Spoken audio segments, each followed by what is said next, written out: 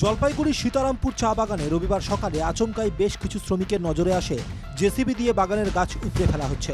নিমেষের মধ্যে খবর চাউর হতেই জমায়েত করেন অন্য শ্রমিকরা। কাজ বন্ধ রেখে আটক করা হয় জেসিবির চালককে।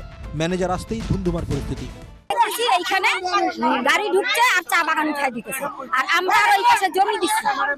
তাহলে এই বাগান যদি উঠাই দেয় তখন আমরা কি খাবো? আমার বলে কাজ বলে নাই বিগালার আর পার্মানেন্ট গেলার বলে হবে। আপনারা কতদিন থেকে এই বাগানে কাজ করছেন? হ্যাঁ আমার বহুত বছর, হ্যাঁ শিরস্তি ছেলা হাতে আমার নিজের জমিন জায়গা দিছি।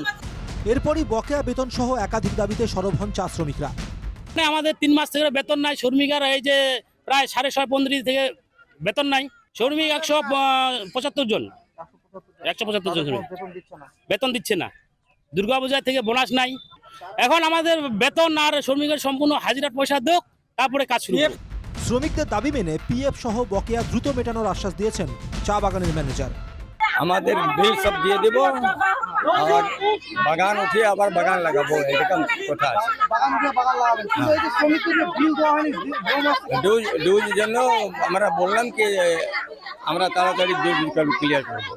আরেকটা অভিযোগ রয়েছে যে পিএফ এর টাকা কাটা হয়েছে কিন্তু পিএফ দেওয়া হয়নি, পিএফ এর অ্যাকাউন্টে সেই টাকা জমা সেই হয়নি। বীজ স্টার্ট হবে। মালিক পক্ষের আশ্বাসে অবশেষে অবরোধ তুলে নেন শ্রমিকরা। তবে দাবি পূরণ না হলে আন্দোলনের হুঁশিয়ারি দিয়েছেন তারা। জলপাইগুড়ি থেকে পরিতোষ রায়ের রিপোর্ট, এনকেটিভি বাংলা।